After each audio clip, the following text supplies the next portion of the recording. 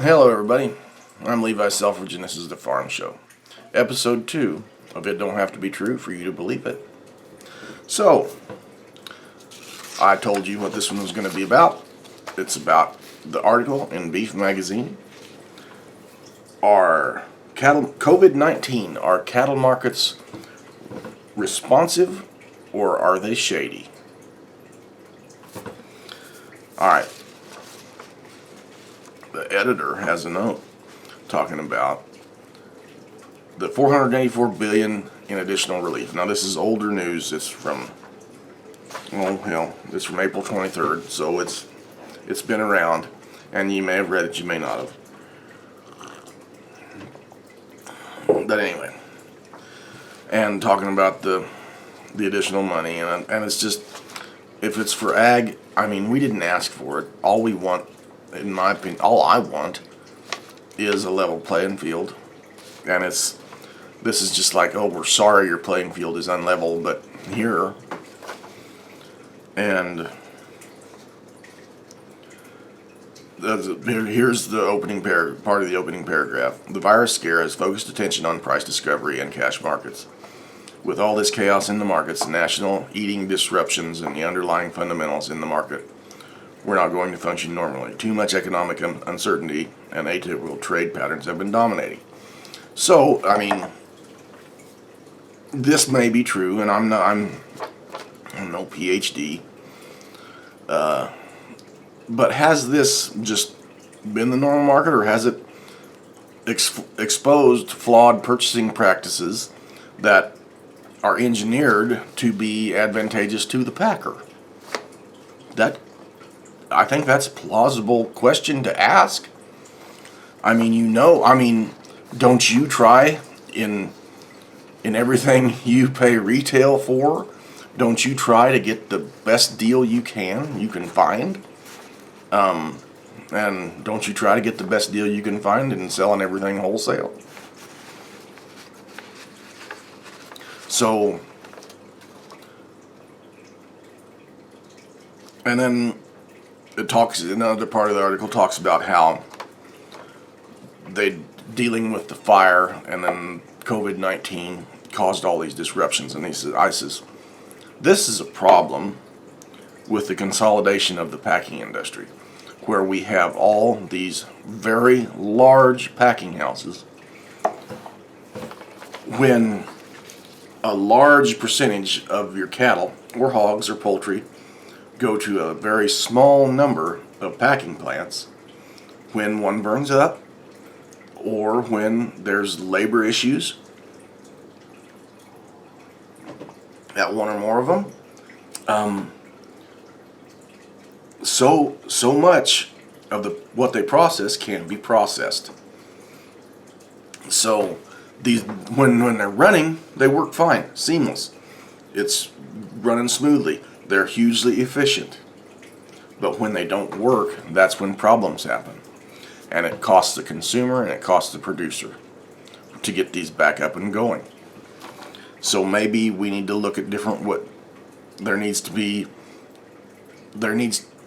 more. There doesn't need to be fewer packers, that's for sure.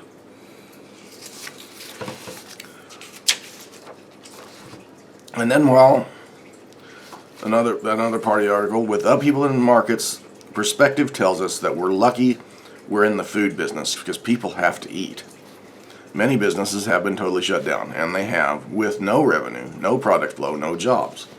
Keeping beef flowing from ranch to feedlot to harvest to grocery has been a Herculean task, but has been happening better than might be expected under such conditions.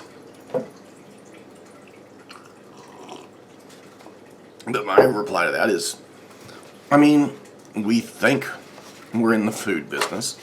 If we grow wheat, if we grow corn, if we grow cattle, if we grow pigs, of course, not too many people can grow pigs anymore that don't have. That's the topic for another day.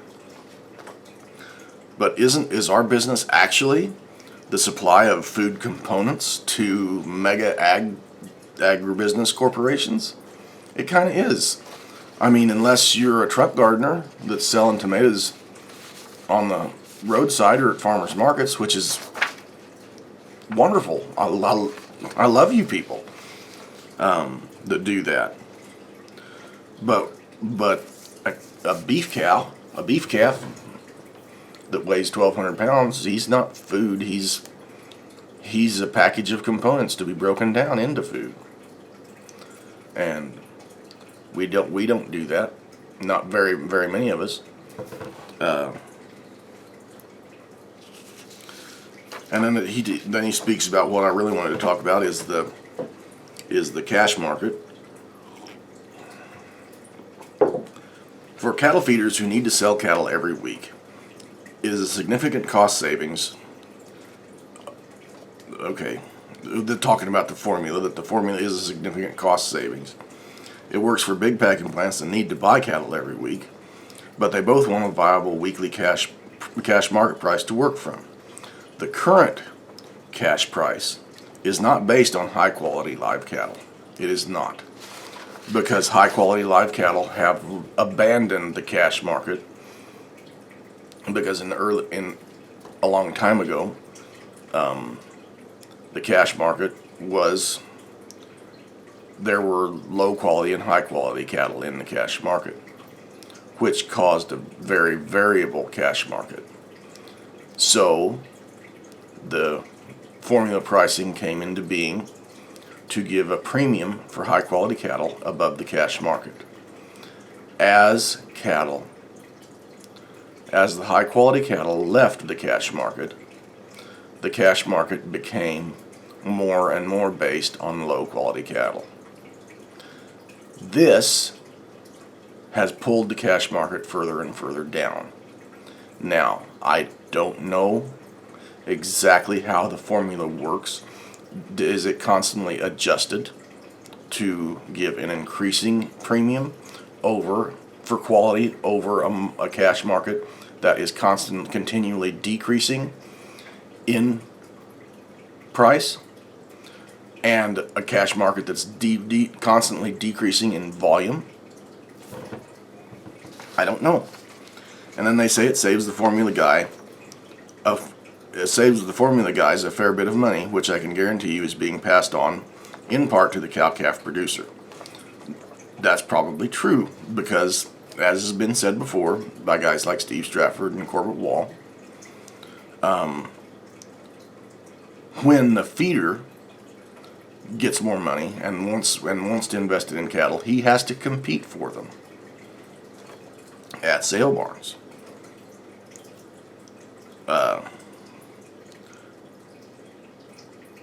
They won't.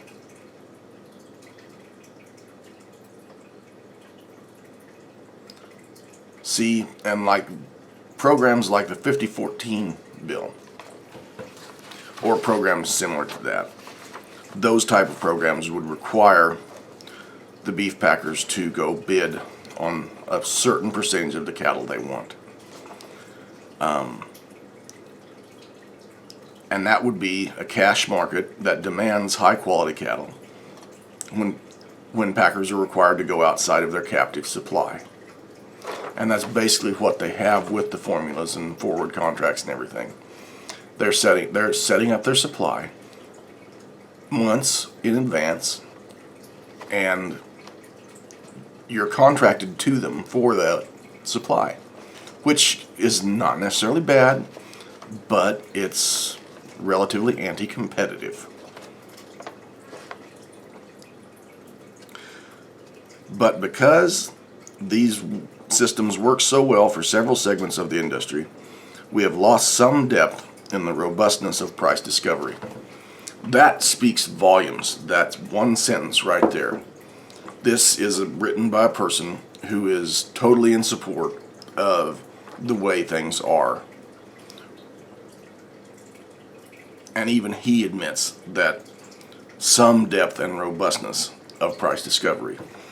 Well, I would venture to guess that nearly all the depth and robustness of price discovery has gone away. It no longer exists.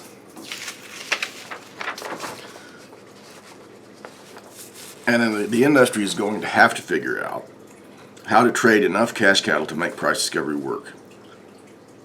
And then he asks the question, how? And he says, that's very difficult. Feeders might have to realize that it might not be in their best interest every time, but it's in the industry's best interest to do some things differently sometimes. And according to this Kuntz, who's an economist for Colorado State, I believe, the industry needs to be careful to do things on objective data. Kuntz cautioned, there is no simple answer. The incentives for formulas are there, and they do boost calf prices in turn. The industry has to figure out just what having a good cash market is worth, and whether we want to pay that price or not. But legislation, as some are thinking about, would limit our flexibility to change and keep our entrepreneurial spirit and drive to manage costs and improve quality, and our ability to make good business work. Kuntz says he is worried about trying to legislate a solution. There are no simple ways and no fast solutions. How, if you're a cattle feeder, or a former cattle feeder, like my family is, how much red tape do you have to deal with? I mean, the FDA, the USDA, the EPA, and confined animal feeding operation laws. I know one feed yard that was about a 700 or 800 head yard. They don't feed cattle. They don't feed cattle anymore. All the time they fed cattle, they did not have the drainage pins and all the drainage pits and stuff like that, which I never quite understood. They'd quit feeding cattle. The pens were empty, growed up in weeds, and no cattle there.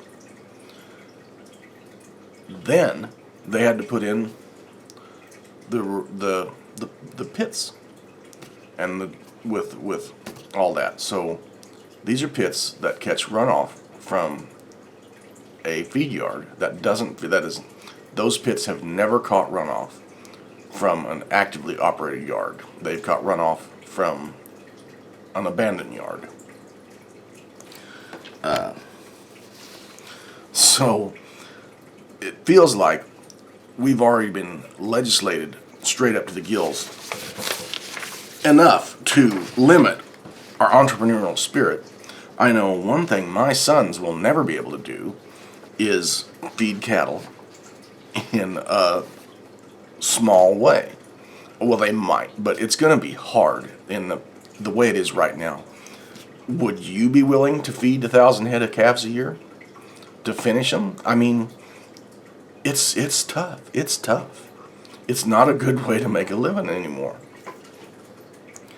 And he's talking like this legislation is going to fall directly on cattle feeders, and that's probably the way it would end up because we don't have a lobby. But it seems to me like the right way to do it would be to force the packers to come into the cash market, outbid their formula. If you want to stay on the formula, that's fine. Stay on the formula. Keep selling your cattle on the formula until the cash price pulls you away from the formula. Kind of woos you away from the formula. I mean, it sure would be nice to be seduced away from your formula, wouldn't it? I don't know. I guess there are no simple ways or fast solutions.